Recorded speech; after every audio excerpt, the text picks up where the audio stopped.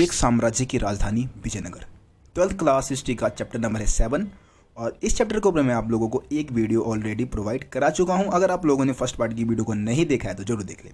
First part की video में हमने समझा था विजयनगर साम्राज्य की स्थापना की पूरी कहानी, वहाँ पे कौन कौन से वंशों ने शासन किया था, कृष्णदेव राय के बारे में हमने बात की थी और उसके बाद किस तरीके से विजयनगर साम्राज्य का पतन हुआ था, है ना। अमरनायक प्रणाली, नायक प्रणाली, ये सारी चीज़ें हमने समझी थी। उसमें मैंने आप लोगों को तालीकोटा का युद्ध का डेट जो बताया था, वैसे तालीकोटा का युद्ध का जो डेट है वो 1565 है। आप लोग उसको जरूर सही कर ले, शायद मैंने 1545 बता दिया था। तो 1565 में तालीकोटा का युद्ध हुआ था और उस युद्ध के बाद ही विजयनगर साम्राज्य का पतन हो गया था।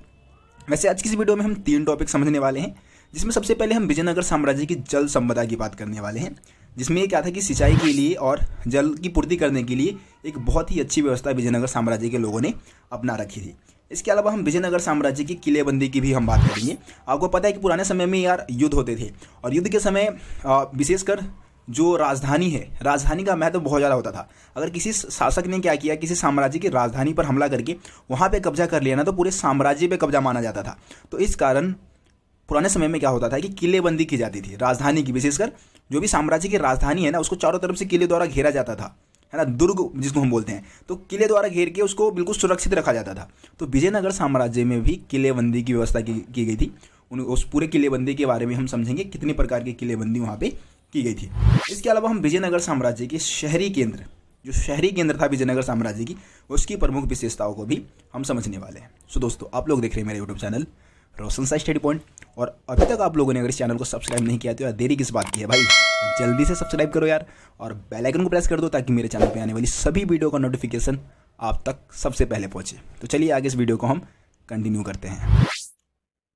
तो दोस्तों, सबसे पहले हम जल संपदा की बात करते हैं। देखिए, विजयनगर साम्राज्य बहुत ही शुष्क इलाके में स्थित था। शुष्क यानी कि गर्म क्षेत्र में स्थित था, वहाँ पे वर्षा बहुत कम होती थी। तो इसलिए क्या किया गया, पानी को एकत्रित करके रखने के लिए, पानी को इकट्ठा करके रखने के लिए एक बहुत ही अच्छी व्यवस्था बनाई गई थी, ठीक है। और इसमें सबसे ज़्यादा योगदान तुंगभद्रा नदी का था। तुंगभद्रा नदी भी एक प्राकृतिक कुंड का निर्माण था, मतलब हो रखा था, जिससे कि विजयनगर साम्राज्य में पानी की पूर्ति की जाती थी। देखिए, तुंगभद्रा नदी की अगर हम बात करें तो ये विजयनगर साम्राज्य की जो उत्तर पूर्व दिशा है उसमें वहाँ बहती है और पूरा आसपास का जो इलाका है ना, वो ग्रेनाइट की पहाड़ियों से घिरा हुआ है, सुंदर पहाड़ियों से घिरा हुआ है।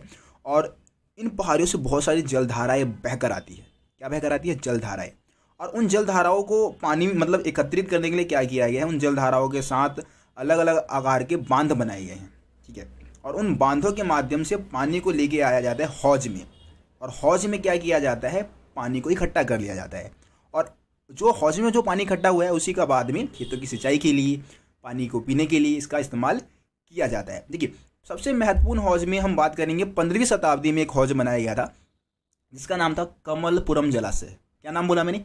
कमलपुरम जलाशय, ठीक है। मतलब हौज में मतलब इसका इस्तेमाल एक तरीके से खेतों में पानी देने के लिए तो होता ही होता था, साथ ही साथ नहरों के माध्यम से जो कमलपुरम जलाशय है उसके पानी को राजकीय केंद्रों तक भी ले जाया जाता था। जो राजकीय केंद्र है यानी कि जहाँ पे राजा महाराजा निवास करते थे, वहाँ तक भी इसके माध्यम से पानी को पहुँचाया जाता था। इसके अलावा एक और सबसे फेमस नहर की अगर हम बात करें तो यहाँ पे हिरिया नहर की हम बात कर लेते हैं, ठीक है। हिरिया नहर की बात करें, संगम वंश के राजाओं ने हिरिया नहर का निर्माण करवाया था और इसका इस्तेमाल किस लिए होता था, तो जो धार्मिक केंद्र है और जो शहरी केंद्र है, ठीक है, उन दोनों को अलग करने वाली जो घाटियाँ थी या जो भूभाग थे, उसके सिंचाई के लिए हिरिया नहर का इस्तेमाल किया जाता था, ठीक है। तो ये सारे पॉइंट्स आप किसमें बताएंगे, विजयनगर साम्राज्य की जल संपदा में बताएंगे, ठीक। आपको समझ में आ गया जल संपदा। अब हम आगे बात करते हैं किलेबंदी की। देखिए, विजयनगर साम्राज्य की अगर हम किलेबंदी की बात करें तो यहाँ पे 15वीं सदी में फारस का शासक ने अपना एक राजदूत भेजा था जिसका नाम था अब्दुल रजाक। क्या नाम बोला मैंने? अब्दुल रजाक। कहाँ से आया था? फारस से आया था। और अब्दुल रजाक विजयनगर साम्राज्य की किलेबंदी को देखकर काफ़ी ज़्यादा प्रभावित हुआ, ठीक है। और किलेबंदी की 7 पंक्तियों का वर्णन उसने किया था, मतलब 7 प्रकार की किलेबंदी की उसने बात करी थी, ठीक है। इसमें क्या था कि किलेबंदी की खास बात क्या थी विजयनगर साम्राज्य की, कि भाई खेतों की भी किलेबंदी की गई थी और साथ ही साथ जंगलों की भी किलेबंदी की गई थी, ठीक है।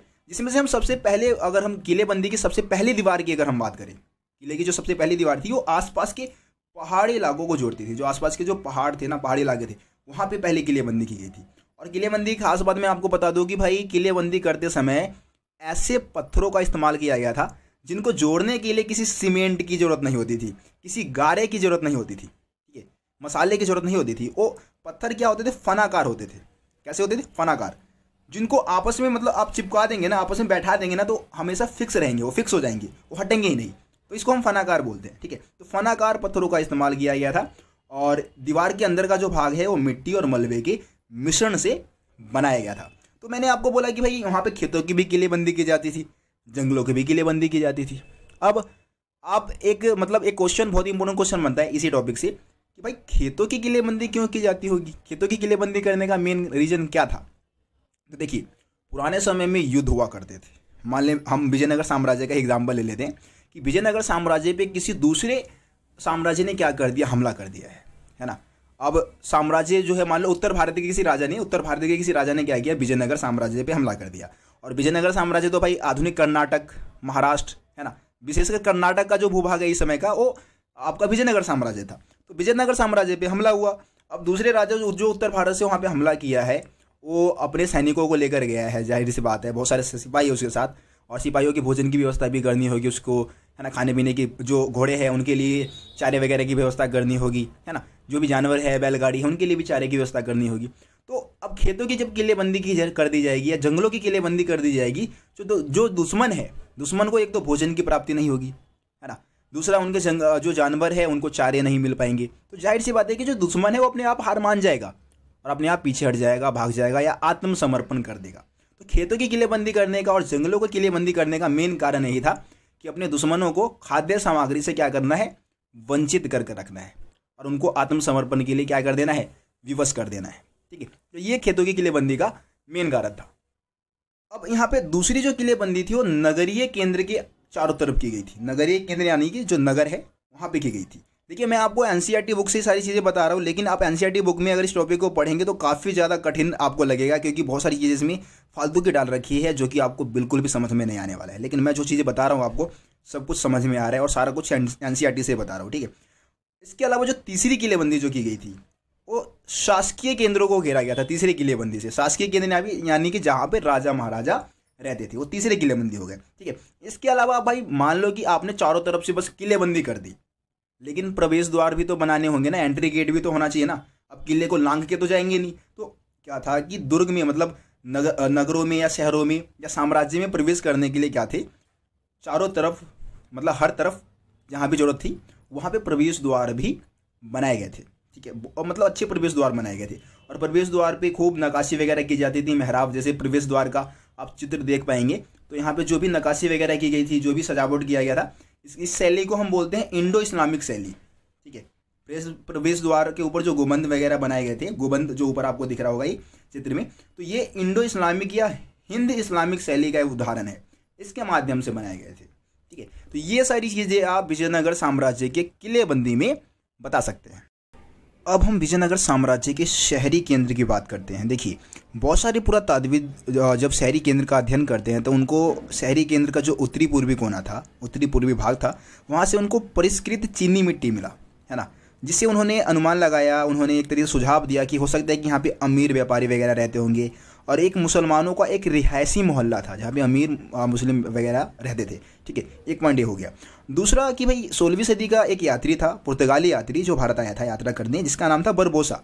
बरबोसा मतलब शहरी केंद्र के जो सामान्य लोगों के जो घर थे, जो आम लोगों के जो घर थे, उनके घरों के बारे में कहता है कि भाई घर छप्पर के बने हुए थे लेकिन बहुत ही ज़्यादा मजबूत थे, सुदृढ़ थे, ठीक है। और व्यवसाय के आधार पर ये खुले स्थान वाले अनेक प्रकार के गलियों में व्यवस्थित थे, ठीक है। इसके अलावा क्षेत्रीय सर्वेक्षण से हमें ये पता लगता है कि भाई जो शहरी केंद्र है वहाँ पे बहुत सारे पूजा स्थल बनाए गए थे, छोटे मंदिर बनाए गए थे, ठीक है। और क्षेत्रीय सर्वेक्षण से ये भी पता लगता है कि भाई जो कुएं हैं, बरसात के पानी है ना, जलाशय और मंदिरों के जो जलाशय है वो नगर निवासियों के लिए पानी का एक मेन सोर्स माना जाता है, एक मेन स्रोत पानी का माना जाता है। तो ये आप विजयनगर साम्राज्य के शहरी केंद्र के बारे में 3 से 4 पॉइंट आप लिख सकते हैं, ठीक है।